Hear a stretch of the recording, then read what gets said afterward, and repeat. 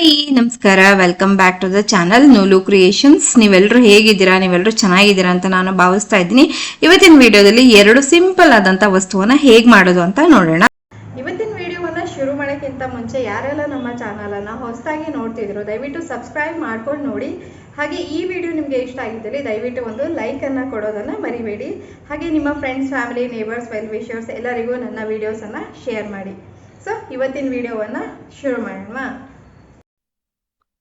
ಇವತ್ತಿನ ವಸ್ತು ಮಾಡೋದಕ್ಕೆ ನಾನಲ್ಲಿ ಒಂದು ಬಟ್ಟೆಯನ್ನ ತಗೊಂಡಿದ್ದೀನಿ. ಹಾಗೆ ಅದರ ಅಳತೆ 11 ಇಂಚು ಉದ್ದ ಇದೆ, ಹಾಗೆ 10 ಇಂಚು ಅಗಲ ಇದೆ. ನೆಕ್ಸ್ಟ್ ನಾನೇನು ಮಾಡ್ತೀನಿ ಅಂದರೆ ಇದೇ ಅಳತೆಯ ಒಂದು ಲೈನಿಂಗ್ ಬಟ್ಟೆ ತೊಗೊಂಡಿದ್ದೀನಿ, ಜೊತೆಗೆ ಒಂದು ರೈಸ್ ಬ್ಯಾಗನ್ನು ಕಟ್ ಮಾಡಿ ತೊಗೊಂಡಿದ್ದೀನಿ. ಹಾಗೆ ಅದೇ ಅಳತೆಯಲ್ಲಿ ಮೇನ್ ಬಟ್ಟೆ ಏನಿದೆ ಅದೇ ಅಳತೆಯಲ್ಲಿ ಲೈನಿಂಗ್ ಬಟ್ಟೆ ಮತ್ತು ಈ ರೈಸ್ ಬ್ಯಾಗ್ ಇದೆ.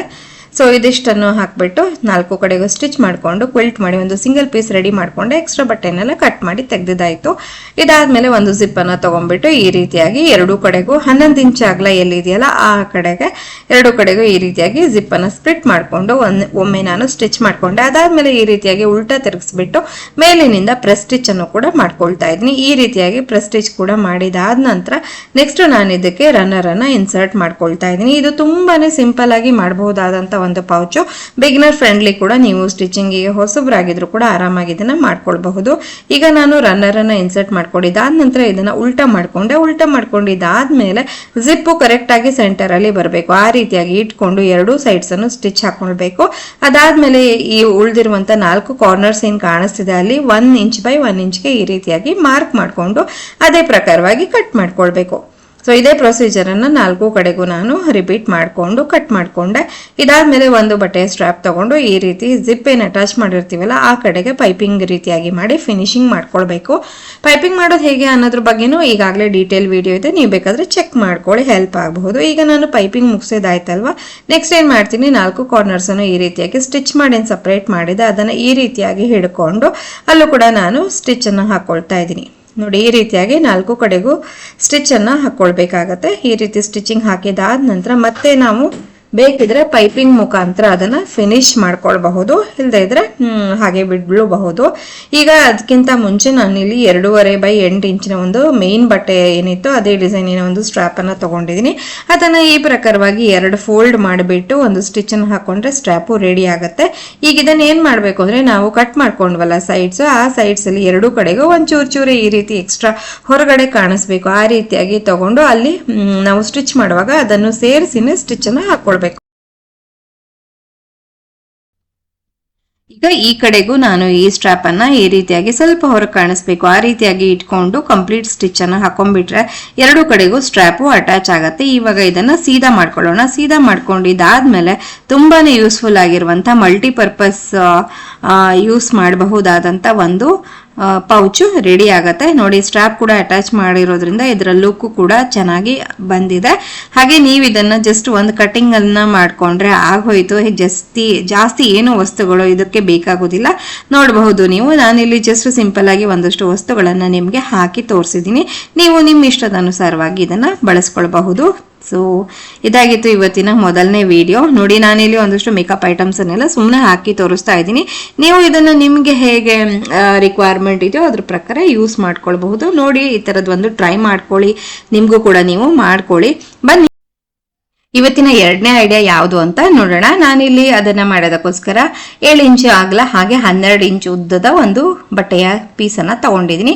ಅದಾದ್ಮೇಲೆ ನಾನೇನ್ ಮಾಡ್ತೀನಿ, ಅದೇ ಅಳತೆಯ ಒಂಚೂರು ದೊಡ್ಡಕಿರುವಂತ ಒಂದು ಲೈನಿಂಗ್ ಬಟ್ಟೆಯನ್ನು ಕೂಡ ತಗೊಂಡಿದ್ದೀನಿ. ಅದಾದ್ಮೇಲೆ ನಾನು ಸ್ಟಿಚಿಂಗ್ ಮಾಡಿ ಕೆಲವೊಂದ್ಸಲ ಉಳಿದಿರುವಂತ ಈ ರೀತಿಯಾಗಿ ಸ್ಪಾಂಜ್ ಕಟ್ ಪೀಸಸ್ ಎಲ್ಲ ಇತ್ತು. ಸೊ ಅದನ್ನ ಇದಕ್ಕೆ ಬಳಸೋಣ ಅಂತ ಹೇಳಿ ನಾನು ತೋರಿಸ್ತಾ ಇದ್ದೀನಿ. ನಿಮ್ಮ ಹತ್ರ ಕೂಡ ಇಡೀ ಶೀಟೇ ಇರಬೇಕು ಅಂತ ಇಲ್ಲ, ಕಟ್ ಪೀಸಸ್ ಇದ್ರು ಕೂಡ ನೀವು ಆರಾಮಾಗಿ ಅದನ್ನ ಯೂಸ್ ಮಾಡಿ ಕ್ವಿಲ್ಟಿಂಗ್ ಮಾಡ್ಕೊಳ್ಬಹುದು. ಈಗ ನಾನು 3 ಲೇಯರ್ಸ್ ಅನ್ನು ಒಟ್ಟಿಗೆ ಇಟ್ಕೊಂಡು ಕ್ವಿಲ್ಟಿಂಗ್ ಮಾಡಿ ಒಂದು ಸಿಂಗಲ್ ಪೀಸ್ ಅನ್ನ ರೆಡಿ ಮಾಡ್ಕೊಂಡೆ. ಸಿಂಗಲ್ ಪೀಸ್ ರೆಡಿ ಮಾಡ್ಕೊಂಡಿದ್ದಾದ ನಂತರ ಅದನ್ನ ಏನ್ ಮಾಡ್ಬೇಕಂದ್ರೆ ಈ ರೀತಿ 2 ಫೋಲ್ಡ್ ಮಾಡ್ಕೊಳ್ಬೇಕು. ಆಮೇಲೆ ಓಪನ್ ಸೈಡ್ ಏನ್ ಕಾಣಿಸ್ತಿದೆಯಲ್ಲ ಅಲ್ಲಿಗೆ ಸುಮಾರು ಒಂದು 2.5-3 ಇಂಚಿಗೆ ಒಂದು ಮಾರ್ಕ್ ಅನ್ನ ಮಾಡ್ಕೊಳ್ಬೇಕು. 3 ಇಂಚಿಗೆ ಒಂದು ಮಾರ್ಕ್ ಅನ್ನ ಮಾಡ್ಕೊಂಡಿದ್ದಾದ ನಂತರ ಈ ಒಂದು ಸೆಂಟರ್ಗೆ ಮತ್ತೆ ಆ 3 ಇಂಚಿಗೆ ಏನ್ ಮಾರ್ಕ್ ಮಾಡ್ಕೊಂಡಿದ್ನಲ್ಲ ಅದೆರಡಕ್ಕೂ ಜಾಯಿನ್ ಮಾಡ್ಕೊಳ್ಬೇಕು. ಜಾಯಿನ್ ಮಾಡಿ ಒಂದು ಕರ್ವ್ ಆಕೃತಿಯನ್ನ ಈ ರೀತಿ ಸ್ಟಿಚ್ ಕಾಣಿಸೋ ಹಾಗೆ ಮಾರ್ಕ್ ಮಾಡ್ಕೊಳ್ಬೇಕು. ಅದೇ ರೀತಿಯಾಗಿ ಕಟ್ ಮಾಡ್ಕೊಂಡ್ರೆ ಆಯ್ತು. ಇವಾಗ ಒಂದ್ ಸ್ವಲ್ಪ ತೀರಾ ಹಿಂಗೆ ಸ್ಟ್ರೇಟ್ ಸ್ಟ್ರೇಟ್ ಇಲ್ಲದೆ ಒಂದು ಸ್ವಲ್ಪ ಕರ್ವ್ ಇರುವಂಥ ಒಂದು ಪೀಸು ನಮಗೆ ಸಿಗುತ್ತೆ. ನೆಕ್ಸ್ಟ್ ನಾನು ಏನು ಮಾಡ್ತೀನಿ ಅಂತಂದರೆ ಈ ಕರೆಕ್ಟಾಗಿ ಇದನ್ನು ಫೋಲ್ಡ್ ಮಾಡಿಕೊಂಡು ಇದರ ಸೆಂಟರನ್ನು ಮಾರ್ಕ್ ಮಾಡ್ಕೊಳ್ತೀನಿ. ಸೆಂಟರನ್ನು ಮಾರ್ಕ್ ಮಾಡ್ಕೊಂಡಿದ್ದಾದ ನಂತರ ನೋಡಿ ಇಲ್ಲಿ ಹೀಗೆ ಕಾಣಿಸ್ತಾ ಇದೆ. ನೆಕ್ಸ್ಟ್ ಏನು ಮಾಡ್ತೀನಿ ಅಂದರೆ ನಾನಿಲ್ಲಿ ಇದಕ್ಕೆ ಜಿಪ್ಪನ್ನು ಅಟ್ಯಾಚ್ ಮಾಡಬೇಕಲ್ವ, ಜಿಪ್ಪನ್ನು ಅಟ್ಯಾಚ್ ಮಾಡಲಿಕ್ಕೆ ಸುಮಾರು 1 ಇಂಚ್ ಆಗುವಷ್ಟು ಅಗಲದ ಜಿಪ್ಪನ್ನು ನಾನು ತಗೊಳ್ತಾ ಇದ್ದೀನಿ. ಹಾಗಾಗಿ ನಾನು ಜಿಪ್ಪು ಎಲ್ಲಿ ಸೆಂಟರಲ್ಲಿ ಬರುತ್ತಲ್ಲ ಸುಮ್ಮನೆ ಅದಿಟ್ಕೊಂಡು ಒಂದು ಮಾರ್ಕನ್ನು ಮಾಡಿಕೊಂಡೆ. ಈಗ ನೆಕ್ಸ್ಟ್ ಏನು ಮಾಡಬೇಕು ಅಂದರೆ ನಮಗೆ ಎಷ್ಟು ಉದ್ದದ ಜಿಪ್ಪನ್ನು ತಗೊಳ್ಬೇಕು ಅಂತ ಅಂದಾಜು ಗೊತ್ತಾಗಬೇಕಲ್ವಾ. ಹಾಗಾಗಿ ನಾನೇನು ಮಾಡ್ತೀನಿ ನೋಡಿ ಈ ರೀತಿಯಾಗಿ ಒಂದಿಷ್ಟು ಉದ್ದದ ಒಂದು ಜಿಪ್ಪನ್ನು ತಗೊಂಡಿದ್ದೀನಿ. ಅದರ ನೆಕ್ಸ್ಟ್ ಕೆಳಗಡೆ ಬರುವಂಥ ಪಾರ್ಟನ್ನು ಬಟ್ಟೆಯಿಂದ ಮಾಡ್ತಾ ಇದ್ದೀನಿ. ಇದನ್ನು ಮಾಡ್ಕೊಳ್ಳೋದ್ರಿಂದ ಸ್ಟಿಚಿಂಗು ಕೂಡ ಈಸಿ ಆಗುತ್ತೆ. ನಾನು ಜಿಪ್ಪಿಗೆ ಅಟ್ಯಾಚ್ ಮಾಡೋದಕ್ಕೋಸ್ಕರ 2 ಇಂಚ್ ಅಗಲ ಹಾಗೆ 4 ಇಂಚ್ ಉದ್ದದ 2 ಬಟ್ಟೆಯ ಪೀಸಸ್ಸನ್ನು ತಗೊಂಡಿದ್ದೀನಿ. ನಾನು ಮುಂಚೆ 3 ಇಂಚಿಗೆ ಮಾರ್ಕ್ ಮಾಡ್ಕೊಂಡಿದ್ನಲ್ಲ ಅಲ್ಲಿಂದ ನಾನು ಅಳತೆಯನ್ನು ಸ್ಟಾರ್ಟ್ ಮಾಡಿ ಆ ಥರದಲ್ಲಿ ನಾನು ಜಿಪ್ಪನ್ನು ತಗೊಂಡಿದ್ದೀನಿ. ನಿಮಗೆ ಗೊತ್ತಾಯ್ತು ಅಂತ ಅಂದ್ಕೊಳ್ತೀನಿ. ಗೊತ್ತಾಗಲಿಲ್ಲ ಅಂದರೆ ನನಗೆ ಕಾಮೆಂಟಲ್ಲಿ ಕೇಳಿ ನಾನು ಆನ್ಸರ್ ಮಾಡ್ತೀನಿ. ಸೊ ಈ ರೀತಿಯಾಗಿ 2 ಕಡೆಗೂ ಎಕ್ಸ್ಟ್ರಾ ಬಟ್ಟೆ ಏನಿತ್ತು ಅದನ್ನು ನಾನು ಜಿಪ್ಪಿಗೆ ಅಟ್ಯಾಚ್ ಮಾಡಿಕೊಂಡೆ. ಜೊತೆಗೆ ಮುಂಚೆನೆ ನಾನು ರನ್ನರನ್ನು ಕೂಡ ಇನ್ಸರ್ಟ್ ಮಾಡಿಕೊಂಡೆ. ಇವಾಗ ನಮ್ಮ ಜಿಪ್ಪು ರೆಡಿ ಇದೆ. ನೆಕ್ಸ್ಟ್ ನಾನೇನು ಮಾಡ್ತೀನಿ ಅಂದರೆ ಇದರ ಸೆಂಟರನ್ನು ಆವಾಗಲೂ ನಾನು ಮಾರ್ಕ್ ಮಾಡ್ಕೊಂಡಿದ್ದೆ, ಅದಷ್ಟು ಎದ್ದು ಕಾಣಿಸ್ತಾ ಇರಲಿಲ್ಲ, ಹಾಗೆ ಮತ್ತೊಮ್ಮೆ ಮಾರ್ಕ್ ಮಾಡಿಕೊಂಡೆ. ಈಗ ಏನು ಮಾಡ್ತೀನಿ ಅಂತಂದರೆ ನಾನು ಈ ಸೆಂಟರನ್ನು ಆವಾಗಲೇ ಮಾರ್ಕ್ ಮಾಡ್ಕೊಂಡಿದ್ನಲ್ಲ, ಸೊ ಈಗ ಜಿಪ್ಪಿನ ಸೆಂಟರು ಹಾಗೆ ಈ ಮೇನ್ ಬಟ್ಟೆಯ ಸೆಂಟರು ಎರಡನ್ನೂ ಮ್ಯಾಚ್ ಮಾಡ್ತಾ ನಾವು ಫಸ್ಟಿಗೆ ಸೆಂಟರಿನಿಂದ ನಾವು ಇದನ್ನು ಸ್ಟಿಚಿಂಗನ್ನು ಸ್ಟಾರ್ಟ್ ಮಾಡಬೇಕು.